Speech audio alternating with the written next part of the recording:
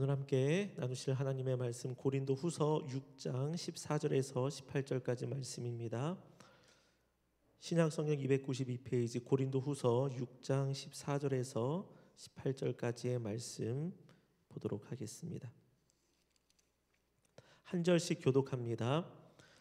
너희는 믿지 않는 자와 멍에를 함께 매지 말라. 의와 불법이 어찌 함께하며 빛과 어둠이 어찌 사귀며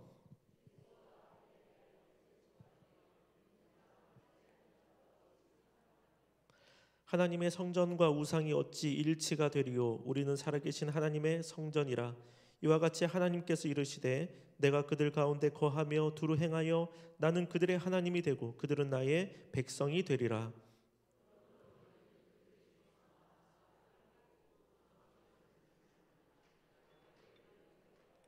함께 읽습니다.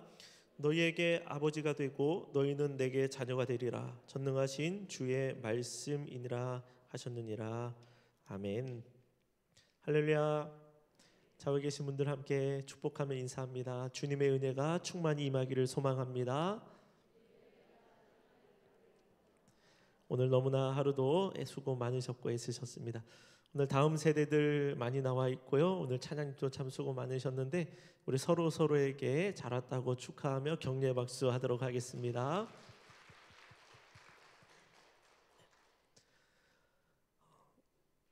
오늘 성령을 따라라는 제목의 말씀으로 함께 은혜를 나누도록 합니다.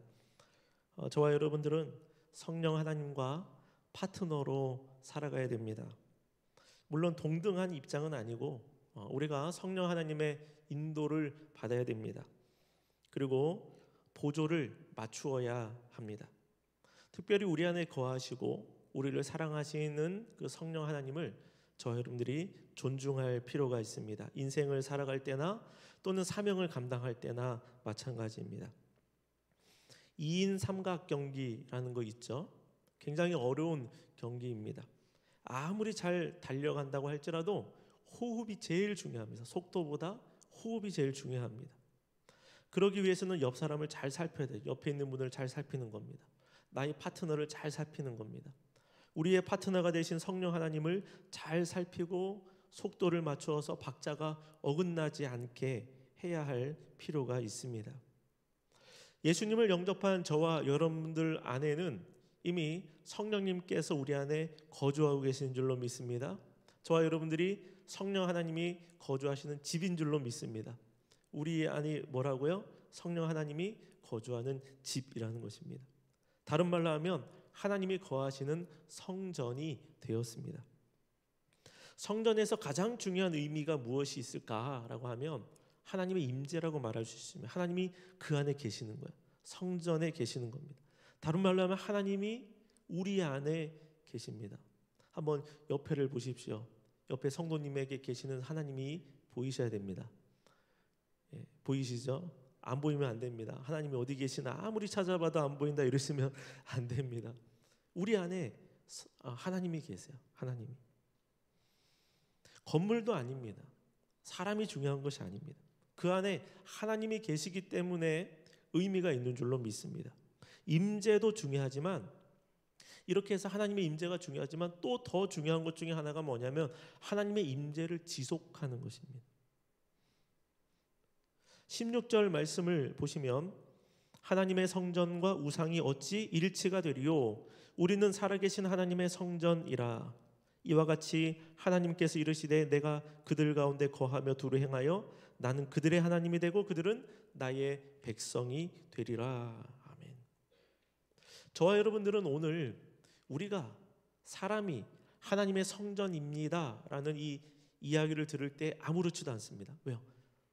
그렇게 알고 있기 때문에 또 그렇게 많이 배워왔기 때문에 그렇습니다. 그러나 바울 사도의 편지를 받는 사람들은 이 말을 들을 때, 이 용어를 들을 때 굉장히 큰 충격을 받았을 것입니다. 성도가 하나님의 성전이다. 건물은 많이 들어왔어요. 건물로서의 성전은 지금까지 많이 들어왔는데 사람이 성전이다. 이 이야기는 신약 성경에서도 고린도 전후서, 에베소서 등에만 나오는 단어였습니다. 이 편지의 수신자들이 평소 생각했던 이 성전의 이미지와 또 지금까지 알아왔던 그 이미지와 사뭇 다릅니다. 그들은 성벽으로 둘러싸여 있고 큰 돌들이 쌓여져 있고 안에는 화려한 여러 가지 많은 제단과 또 제사의 그릇들, 그런 도구들이 있는 성전을 그들이 생각해 왔을 겁니다. 모세 때의 성막은 어떻습니까? 영광이 가득 찼습니다. 그러나 그 지성소에 들어가는 제사장은 목숨을 걸고 들어갔습니다. 성전의 업무를 위해서 특별히 뽑혀진 그런 제사장이라고 할지라도 성전에 들어갈 때에 죽을 수 있었습니다. 레위기 16장 2절에서는 이런 말씀을 합니다.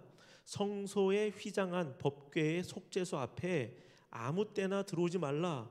그리하여 죽지 않도록 하라. 아무 때나 오지 말아라. 아무 때나 오지 말아라. 1년에 한 번 대속죄일이라는 곳에 대제사장만이 들어가는 때가 있었습니다. 아무 때나 들어오지 말고 그것을 통해서 죽지 않도록 해라. 관계자 외 출입금지라는 말이 있죠. 그 정도가 아닙니다. 더 무섭습니다. 그렇기 때문에 성전 앞에 설 때에 다양한 감정들이 있겠지만 많은 사람들은 두려움의 감정을 가지고 하나님 앞에 나아갈 수밖에 없었습니다. 이것을 아는 당시의 성도들에게 당신이 하나님의 성전입니다 라는 이 이야기를 들었을 때에 아마 역대급으로 충격을 받았을 것이 분명합니다. 적응하기 어려웠을 것입니다. 그러나 분명한 것은 예수 그리스도의 십자가를 통하여 이제 신약 시대가 열렸습니다. 모든 사람이, 만인이 다 제사장이 되었습니다. 하나님의 나라가 되었습니다. 왕 같은 제사장들이 되었습니다. 이제는 누구나 다 하나님의 은혜의 보좌 앞으로 우리가 담대히 나아갈 수 있는 것입니다. 우리가 어떤 장소를 가는 게 아니죠. 이제는 장소의 개념은 이제 벗어났습니다. 우리가 성전 되었기 때문에 우리가 언제든지 하나님을 찾고 하나님을 부를 수 있는 존재가 되었습니다. 레위기 16장에서는 아무나 속죄소 앞에 오지 말아라 라고 경고했지만 이제는 오히려 하나님의 존전 앞에 나오라, 날마다 그 얼굴을 보이라 라고 하나님이 말씀하고 우리에게 권면하고 계십니다. 그래서 사도행전 2장을 보면 초대교회 때의 성도들이 어땠습니까? 날마다 성전에 모이기를 힘썼더라, 이렇게 기록이 되어져 있습니다. 이 모든 것은 무엇입니까? 우리 주 예수 그리스도로 인하여서 저와 여러분들에게 주어진 하나님의 은혜인 줄로 믿습니다. 예수 그리스도의 십자가, 예수님의 보혈, 그리고 예수님의 공로, 이것을 통하여 막힌 담이 허물어졌습니다. 하나님과 화목하게 된 것입니다. 저기 근처에 교도소가 있지만 안에서 밖을 나올 수 있을까요?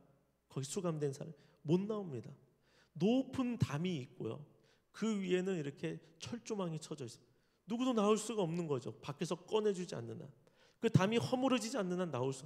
우리가 죄인 된 그런 존재들인데 그런 우리에게 예수 그리스도의 그 은혜를 통하여 담이 허물어져서 이제는 하나님 앞으로 자유롭게 마음껏 나아갈 수 있는 그런 놀라운 은혜가 저 여러분들에게 열리게 되었던 것입니다.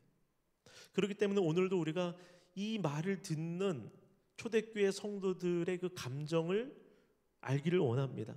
우리가 성전이 되었구나. 하나님이 우리 안에 거하시구나. 언제든지 하나님 앞으로 내가 나아갈 수 있게 되었구나. 내 안에 계신 성령님을 통하여서, 그 성령님을 통하여서 주님과 대화하며 살아갈 수 있는 존재가 되었구나. 이 사실에 우리는 감사하고 또한 기뻐해야 될 줄로 믿습니다. 복음성가 찬양이 있죠. 날마다 숨쉬는 순간마다, 날마다 숨쉬는 순간마다. 우리 앞에 어려움이 있어도 주님이 우리 곁에 늘 계시다라는 이 마음, 날마다 숨쉬는 순간마다 주님이 우리와 함께 계심으로 인하여서 우리가 그 하나님을 예배하고 고난 가운데도 하나님을 찾고 어려움 속에서도 견뎌낼 수 있는 그런 하나님의 백성들이 저 여러분들이 되었습니다. 그런데 중요한 것이 하나님 앞에 나아가 설 수 있게 된 것, 우리가 하나님 앞에 화목을 얻게 되어서 하나님을 찾아갈 수 있는 것, 이 정도로만 끝나는 것이 아닙니다. 성전의 개념, 하나님께서 이제는 우리 안에 사신다. 우리 안에 함께 거하고 계신다. 이것을 우리가 잘 붙들어야 하는 것입니다. 하나님께서 성막에 임재해 계셨을 그 구약 시대에 죄인들이 하나님 앞에 나아가게 되면 그들에게는 뭔가 무서운 일들이 일어났습니다. 한 예로 구약의 나곤의 타작마당에 이르렀을 때에 소들이 뛰었을 때 우사가 어떻게 했습니까? 손으로 붙들었습니다. 법궤를요. 그 자리에서 그가 죽게 된 것입니다. 거룩하신 하나님 앞에서 죄를 가지고 있는 인간이 그 옆에서 견딜 수가 없는 것입니다. 그러나 이제는 하나님께서 우리 안에 거하십니다. 더 정확하게 말하면 예수님께서 하나님 아버지에게 요청하여 보내주신 성령 하나님이 저와 여러분들 안에 거하고 계십니다. 우리를 떠나지 아니하십니다. 우리 안에 거하고 우리와 함께 생각하고 우리가 어딜 가면 거기도 계시고 우리가 어떤 생각을 하면 그 생각도 우리 성령께서 함께 듣고 계십니다. 이제는 반대의 일이 일어나는 것이죠.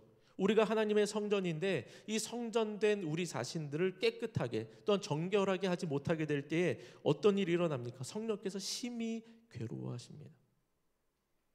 성령께서 힘이 약해지시는 것이 아니라 우리가 성령님을 거절했기 때문에 성령께서는 능력이 있으심에도 불구하고 우리 안에 존재감을 드러내지 않을 수 있다는 것입니다. 저와 여러분들은 얼마나 큰 축복을 우리가 받았는지 알 필요가 있습니다. 우리나라의 복음의 역사가 100년 좀 더 됐습니다. 이 땅에 태어난 사람들 중에 몇 프로 정도가 복음을 들었을까요? 수많은 사람들이 왔다가 갔는데 그 중에 몇 프로가 복음을 들었을까? 그 중에 우리가 들어있는 것입니다. 주님의 복음을 우리가 들었습니다. 예수님의 십자가 복음을 들었을 뿐만 아니라 자유롭게 신앙생활을 하는 이 시대에 황금기를 저 여러분들이 살아가고 있습니다. 박해도 없고요. 이 땅에서는 그죠? 언제나 기도하고 예배할 수 있습니다. 너무나 큰 은혜를 우리가 누리고 있습니다. 그런 의미에서 1절은 이런 말을 우리에게 하고 있습니다. 하나님의 은혜를 헛되이 하지 말아라. 우리가 받은 하나님의 은혜 헛되게 만들지 말아야 되는 것입니다. 그렇기 때문에 그 은혜를 생각할 때에 주님께서 우리에게 요구하시는 부분들, 믿지 않는 자와 멍에를 함께 하지 말아라. 이렇게 해라 저렇게 해라라고 하는 것은 전혀 과분한 요구가 될 수 없습니다. 바울은 13절에서 자녀들에게 말하듯 합니다. 사랑으로 말하는 거예요. 마치 부모의 심정으로 사랑하는 자녀들이 잘 되어지기를 위해서 그들이 정말 하나님 앞에 큰 복을 받기를 위해서 정말 복되게 만들기를 원하는 마음으로 이 말씀을 오늘 우리가 읽은 말씀을 그가 전해준 것입니다. 내가 자녀에게 말하듯 한다.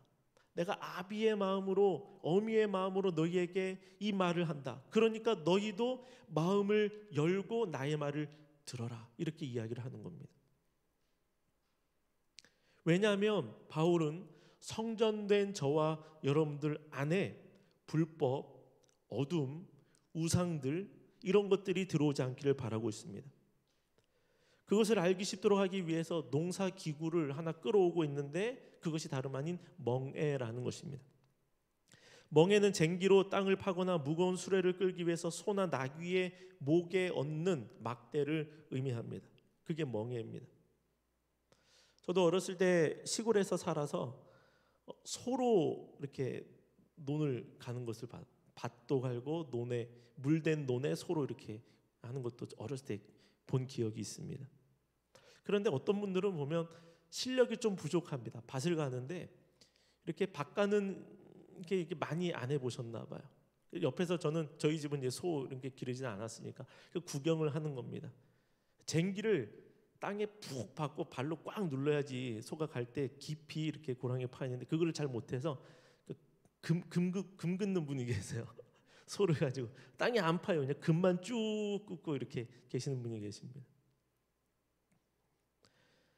팔레스타인의 농사기구도 우리나라하고 비슷한 부분들이 참 많이 있습니다. 멍에가 있고 쟁기가 있고 쟁기라는 말을 하죠. 그리고 가시채가 있고 끈이라는 게 있는데 이것이 한 세트예요. 멍에, 쟁기, 가시채, 끈. 이 가시채는 우리나라에는 없는 겁니다. 우리나라에서는 잘 안 쓰죠. 저는 이스라엘 그 유물관에 가서 이 가시채를 보았는데 긴 작대기 그리고 끝이 이렇게 뾰족하게 되어 있습니다. 아마 이것을 볼 때 한국 소보다는 이 팔레스타인 지역에 있는 소가 좀 성질이 더 좀 나빴나 봅니다. 이 우리나라 소는 순해서 이래 하고 이렇게 옆으로 해서 줄을 탁탁 치면은 웬만하면 말을 잘 듣잖아요. 그런데 그 나라의 소는 일하기 싫을 때에 소의 특징인가 봅니다. 뒷발질을 합니다. 안 가고 발을 뒷발질을 계속 하는데 그것을 길들이기 위하여서 가시채를 여기다 이렇게 놓습니다. 자기가 뒷발질할 때마다 본인이 찔리고 본인이 아픈 겁니다. 그래서 사도행전 26장 14절에 예수님께서 이렇게 하신 거죠. 사울아 사울아 내가 어찌하여 나를 박해하느냐 가시채를 뒷발질하기가 내게 고생이니라. 그가 주님을 만나기 이전에 또 예수님을 믿는 그리스도인들을 핍박하며 잡으러 다녔을 때에 우리 예수님께서 사울에게 하신 말, 너가 왜 자꾸 뒷발질하고 있느냐, 너는 그럴수록 너는 가시채에 찔릴 수밖에 없다, 이렇게 말씀하는 겁니다. 자기 손해라는 거, 하나님을 대적하는 일, 성령을 회방하는 일, 하나님의 역사를 막는 일, 그것이 자신의 손해라는 것이죠. 이것이 농사기구를 통하여서 주신 또 교훈이었고, 이번에는 이 가시채를 뒷발질했던 과거의 경험을 가졌던 사울이 뭐라 그러냐면 고린도 교회 성도들을 향하여서 멍에 이야기를 하고 있습니다. 너희는 믿지 않는 자와 멍에를 함께 하지 말아라. 멍에는 같은 짐승끼리 메어야 됩니다. 종류가 다르면 안 됩니다. 신명기 22장 10절에는 이런 말씀이 있습니다. 너는 소와 나귀를 결의하여 갈지 말며. 멍에는 두 마리를 같이 이끌게 되는데 한쪽에는 소를 달고 한쪽에는 나귀를 달고 그렇게 해서 밭을 갈지 말라는 것입니다. 이것은 무엇입니까? 결의하다라는 것은 짝을 짓는 거예요. 소하고 나귀는 짝을 지면 안 된다는 것입니다. 짝 지우지 말라는 거예요. 왜냐하면 두 짐승의 높이가 다릅니다. 그리고 두 짐승의 보폭도 다릅니다. 두 짐승의 힘도 다릅니다. 그렇기 때문에 짐승은 짐승대로 괴롭고 일은 일대로 안 되고 다 망친다는 뜻입니다. 아무리 힘이 좋은 짐승이어도 그리고 주인이 좋은 기술을 가지고 있어도 방향이 계속 틀어질 수밖에 없습니다. 이 말씀이 의미하는 것이 무엇일까요? 너는 믿지 않는 자와 멍에를 같이 하지 말아라. 해석이 곤혹스러울 때가 있습니다. 불신자들하고는 상종하지 말라는 것인가? 불신자하고 지금 같이 가고 있으면은 이별하라는 말인가? 아니면 신앙이 달라요. 배우자가 신앙이 달라요. 그럼 헤어지라는 말인가? 우리가 이 말씀을 이해하기 위해서는 고린도전서 말씀을 좀 함께 보아야 됩니다. 고린도전서 5장 9절 10절 말씀, 한번 이 말씀 두 절 같이 읽어보도록 하겠습니다. 시작. 내가 너희에게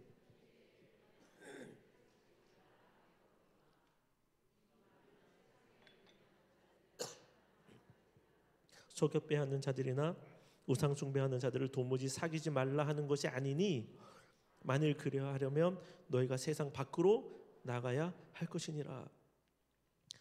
여기서 바울 사도는 뭐라고 말하냐면 내가 너희에게 쓴 편지가 있는데 이 말을 너희가 오해하지 말아라 라는 것입니다. 나는 세상 사람들, 음행하는 사람들 사귀지 말아라, 탐하는 자들, 속이는 자들, 우상 숭배자들 뭐 그들하고 말도 하지 말고 섞이지도 말라 이렇게 말한 것이 아니다. 만약에 너희가 그렇게 하려면 너희는 세상 밖으로 나아가야 한다. 다른 말로 하면 지구를 떠나야 된다. 그렇게 살아가요. 다른 말로 하면 너는 우주 밖으로 나가야 된다. 이런 이야기입니다. 이 말 뜻이 아니라는 거죠.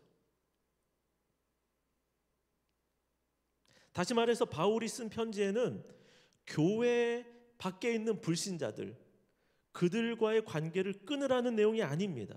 그렇다면 어떻게 이것을 해석을 해야 될까요? 바로 그 뒷절을 보면 우리가 좀 알 수 있는데 11절에 이제 이 말씀도 한번 같이 읽어보겠습니다. 시작. 이제 내가 너희에게 쓴 것은 만일 어떤 형제라 일컫는 자가 음행하거나 탐욕을 부리거나 우상 숭배를 하거나 욕하거나 술 취하거나 속여 빼앗거든 사귀지 말고 그런 자와는 함께 먹지도 말라 함이라.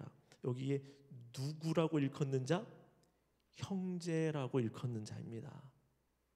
불신자 말하는 게 아니에요. 형제라고 일컫는 자.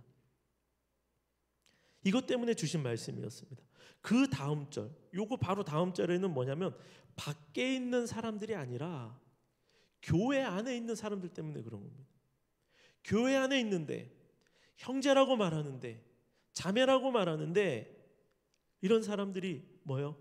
음행하고 탐욕을 부리고 있고 우상 숭배를 하고 욕하거나 술 취하거나 속여 빼앗고, 그러니까 우리가 신앙의 형제, 믿음의 형제 또 이렇게 이야기를 하는데 그러나 그들의 행실을 보면 완전히 불신자들과 동일한, 그들과 함께 멍에를 매지 말라는 것입니다. 고린도 교회 안에 그런 일들이 있었기 때문에 그래요. 교회를 무너뜨리는 그런 사람들이었습니다. 다시 말해서 교회 안에 있으면서 그 당시에 고린도 교회 안에 있으면서 세상 사람들과 구분이 안 되고 오히려 더 타락하고 더욱더 세속적인 모습을 보이는 자들과 함께 있지 말라는 것입니다. 함께 그들과 사귀지 말라는 것입니다. 왜 그렇습니까? 그들과는 하나님의 일을 같이 할 수 없기 때문에 그렇습니다. 좋지 않은 물을 드는 것입니다. 그 사람들은 자신도 바로 세우지 못하면서 다른 사람들까지도 망쳐놓게 되는 것입니다. 그리고 일이 안 되죠. 멍에를 맨다는 것은 무엇입니까? 무엇인가가 사명을 감당하는 것, 일을 한다는 겁니다. 그러나 이들과 멍에를 같이 매면 맬수록 괴로움만 더해지고 열매가 맺혀질 수 없기 때문에 그런 것입니다. 그들은 14절에 있는 말씀처럼, 오늘 14절 말씀처럼 불법을 행하고 어둠을 사귀는 자들이며 15절의 말씀처럼 우상을 따르는, 사탄을 따르는 자들이기 때문에 그렇습니다. 그들과 멍에를 같이 메고 가면 하나님의 일이 진행되지 않습니다. 불평하고 하나님의 일을 하면서도 죄를 짓게 됩니다. 교회에 대하여서 비판적인 이야기를 할 수 있습니다. 발전적인 비판을 할 수 있어요. 그러나 비판을 위한 비판을 하는 자들도 있는 것입니다. 이렇게 같이 다니고 섞이게 되면 어떻게 됩니까? 정죄의 기술이 늘어나게 되는 것입니다. 우리는 마땅히 주님의 몸된 교회를 내 몸과 같이 사랑하는 자들이 되어야 하고 그런 분들과 가까이 있어야 될 줄로 믿습니다. 바로 여기 계신 분이 바로 우리 교회 안에 그런 사람들이 있어서 이 말씀을 전하는 게 절대로 아닙니다. 오해하지 마시길 바랍니다. 오늘 말씀의 핵심은 뭐냐면 주님과 함께 동행하면서 가자라는 것입니다. 믿음의 사람들과 함께 멍에를 쥐고 같이 가자라는 거예요. 예수님께서 우리에게 주신 말씀처럼 너는 나의 멍에를 베고 내게 배우라. 나는 온유하고 겸손하니. 우리가 그 예수님과 함께 걸어가자라는 것이죠. 그렇게 해서 같이 걸어갈 때에 좋은 믿음의 동역자하고 함께 걸어갈 때, 여기 있는 우리가 함께 합심해서 좋은 믿음의 동역자하고 합심해서 기도하며 나아갈 때에 땅이 파지고 기경되고 거기에 열매가 맺혀지는 그 역사가 성령 하나님으로부터 우리의 삶 가운데 주어질 줄로 믿습니다. 그러므로 저와 여러분들은 내가 먼저 멍에를 잘 메어줄 좋은 파트너가 되어줄 필요가 있습니다. 과연 나는 함께 가자고 말해줄 수 있는 형제, 자매가 되어져 가고 있는가? 돌아볼 필요가 있는 것이죠. 우리는 좋은 신앙의 파트너를 만나고 세워가야 됩니다. 혼자 가면 힘들지만 멍에를 같이 메고 같은 비전을 가지고 보폭을 함께하고 가줄 파트너를 만나면 신앙생활이 훨씬 재미있고 기쁨이 충만해지게 됩니다. 예배 자리가 사모되는 거예요. 그분과 함께 사역할 그 일들이 기대가 됩니다. 얼마나 든든한지 모릅니다. 흔들릴 것 같아도 서로가 서로를 잘 잡아주는 것이죠. 혼자 가면 많이 가지 못하여도 함께 가면 멀리 오랫동안 갈 수 있습니다. 바울이 염려하는 바, 교회를 생각하면서 염려하는 바들을 우리가 잘 이해해야 될 줄로 믿습니다. 우리가 성령께서 거하시는 전이 되었기 때문에 믿지 않는 사람들하고 동떨어지고 믿지 않는 사람들을 아예 우리의 삶에서 잘라내고 그렇게 살아가지는 않지만, 살아가면 안 되지만 적어도 세상적인 가치관, 믿음의 사람들이 그들을 따라가는 것이 아니라 우리의 삶에 그들을 끌어오는 그런 하나님의 백성들로 살아가야 한다라고 우리에게 말씀해 주고 있는 것입니다. 그런 면에서 우리에게는 이미 최고의 파트너가 계십니다. 우리 안에 계신 성령 하나님이신 줄로 믿습니다. 성령께서 오늘도 우리에게 말씀을 걸어오게 계시고 또 성령 하나님으로 인하여서 주님의 일들을 감당하게 됩니다. 우리는 하나님의 동역자라고 말할 수 있는 것입니다. 여러분들은 누구와 멍에를 같이 하고 싶으십니까? 어떤 파트너를 여러분 두고 계십니까? 그 파트너와 좋은 영향을 주고 받고 계십니까? 나에게 유익을 주는 대상만 골라 사귀라는 말은 아닐 것입니다. 단순히 연약한 일을 피하라는 말도 아닙니다. 무엇입니까? 의도적으로 하나님을 떠나게 하고 교회의 덕을 깨뜨리고 죄된 행실을 일삼고 있는 그러한 모습들을 피하라는 것입니다. 믿지 않는 사람들에 대해서는 그들과의 교제를 끊지 말되 선한 영향력을 주는 삶을 살아가는 것입니다. 멍에를 맨다는 것이 사역하는 것이라고 말씀을 드렸습니다. 사역을 잘하기 위해서는 바울이 말한 것처럼 모든 것을 하고 싶은 것을 다 하면서 우리가 사역을 할 수는 없습니다. 함께 할 수 있는 것 그리고 버려야 할 것들을 구분해야 우리가 사명들을 감당할 수 있는 것입니다. 그래서 본문 14절에 보면 너희는 믿지 않는 자와 멍에를 함께 매지 말라. 의와 불법이 어찌 함께하며 빛과 어둠이 어찌 사귀며 이렇게 말씀하고 있습니다. 함께라는 단어가 이 한 절에 2번 반복되고 있습니다. 이 함께라는 단어는요, 뭐뭐와 더불어라는 이 단어하고 소유하다라는 이 단어가 합쳐진 단어입니다. 그래서 뭐냐면 더불어 소유한다. 함께라는 단어는 더불어 소유하는 것을 뜻하는 거예요. 더불어 공유하는 것이 함께라는 단어입니다. 이것이 부정적으로 쓰이게 되면 어떤 단어가 되냐면 공범이 되는 거예요. 공범. 죄 짓는데 더불어 공유하는 거예요. 죄를. 공범이 되는 겁니다. 즉 믿지 않는 일에 그리고 형제된 자가 잘못된 길을 걸어갈 때에 그 길을 옆에서 내가 함께 따라가고 있다면 우리는 믿음 없는 일에 공범이 되는 것이나 마찬가지입니다.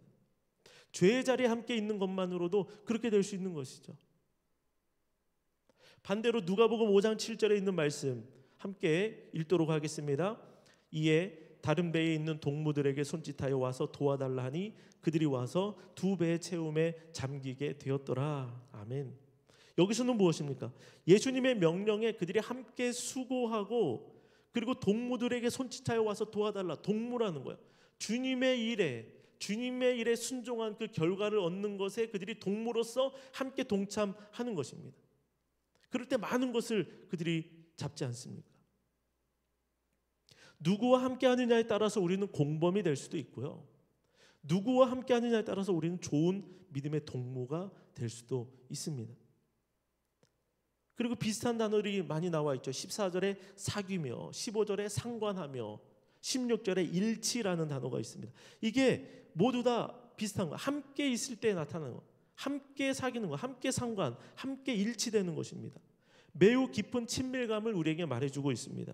이 사귀다라는 단어는 우리가 잘 알고 있는 코이노니아라는 단어이고요. 상관이라는 단어도 여러분 들어보셨습니다. 소돔 땅에 있는 롯에게 그 심판을 위해서 천사들이 오자 일단에 수많은 무리들이 노소를 막론하고 원근을 막론하고 찾아옵니다. 그리고 그들 내 나라 우리가 그들과 상관하리라라고 이야기하는 것입니다. 이 상관이라는 단어가 가장 더러운 범죄와 연루될 수도 있지만 이것이 부부 안에서나 하나님 안에서의 영적인 친밀함을 말할 때는 너무나 아름다운 친밀감으로 이것이 나타나는 단어입니다. 일치라는 단어도 보통 이상의 관계이죠. 즉 성전된 저와 여러분들이 성령 하나님의 인도를 따라 하나님과 친밀한 교제를 나누지 못하게 된다면 반대로 저와 여러분들은 어떻게 됩니까? 죄와 코이노니하게 되어 있다는 것입니다. 일치라는 단어, 우리가 하나님과 일치가 되든가 우상과 일치가 되든가 둘 중 하나라는 것입니다. 벨리알, 그리스도와 벨리알이 어찌 함께 있겠느냐? 벨리알은 사단을 의미하는데 어떻게 그리스도께서 사탄과 조화가 될 수 있겠느냐라는 말입니다. 상상치도 못할 일이라는 것이죠. 그렇기 때문에 저와 여러분들은 누구와 파트너를 하고 누구를 기뻐해야 되고 누구 곁에 머물러 있으며 누구를 찾아야 되는가 라고 할 때 가장 먼저는 성전된 우리 안에 예수님께서 보내주신 성령 하나님께서 거하시기 때문에 성령 하나님과 함께 가시고 성령 하나님과 사귀시고 성령 하나님과 상관하시고 일치되는 그런 마음을 가지는 저와 여러분들의 삶이 되시기를 주님의 이름으로 축원합니다. 우리는 성전입니다. 성전. 에베소서 2장에 나오는 주 안에서 성전이 되어 가고 각 성도들이 성전을 세워 갑니다. 우리 안에 주님이 거하고 계시지만 주님과 얼마나 우리가 마음을 함께하고 주님과 사귐을 계속 가지느냐에 따라서 성전이 잘 되어져 갈 수도 있고 성전 되어지는 것이 멈춰 있을 수도 있다는 것입니다. 가장 먼저 우리 안에 거룩한 영을 따라서 주님과 보조를 잘 맞추기를 원합니다. 성령께서 우리를 도와주시고 우리의 참 모델이 되어주시고 우리를 코치해 주실 줄로 믿습니다. 따라가면 돼. 그 인도를 따라가면 됩니다. 잘 보고 어떻게 인도하시나 잘 따라가면 됩니다. 제가 어렸을 때는 선생님이 이렇게 했어요. 그때는 이제 뭐 레스토랑 이런 데 가본 적이 없으니까 선생님이 너희들 레스토랑 같은 데 가본 적 있어? 뭐 시골에 있었으니까 가봤겠습니까? 그리고 우리는 짜장면이 제일 맛있는 줄 알았죠. 그러면서 내가 너희에게 하나 알려줄게. 레스토랑 가서 만약에 너희가 고기를 썰게 되거든.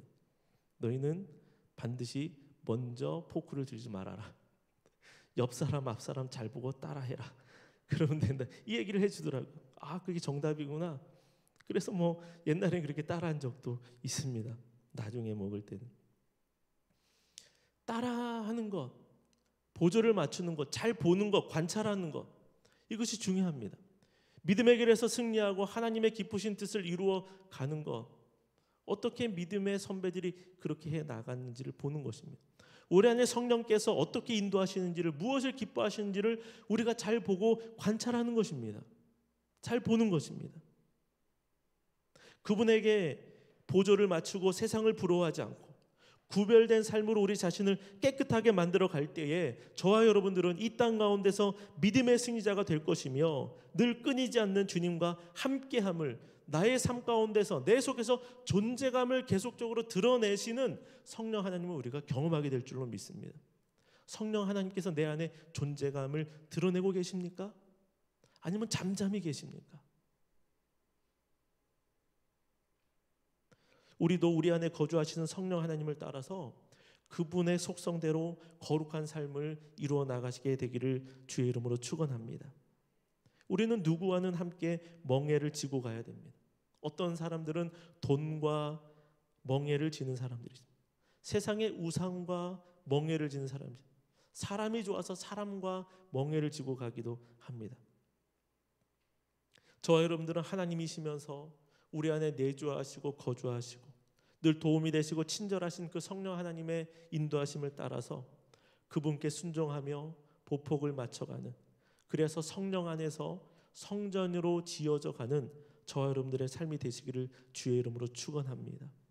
죄의 자리에서 함께하는 자가 아니라 성령님과 동행하여 그분과 동무 친구처럼 되어지는 우리가 되기를 원합니다. 그리하여서 17절에 있는 말씀처럼 예수님이 우리를 영접하여 들이시는 가장 놀라운 은혜와 큰 영광을 저 여러분들이 얻게 되기를 다시 한번 축원합니다.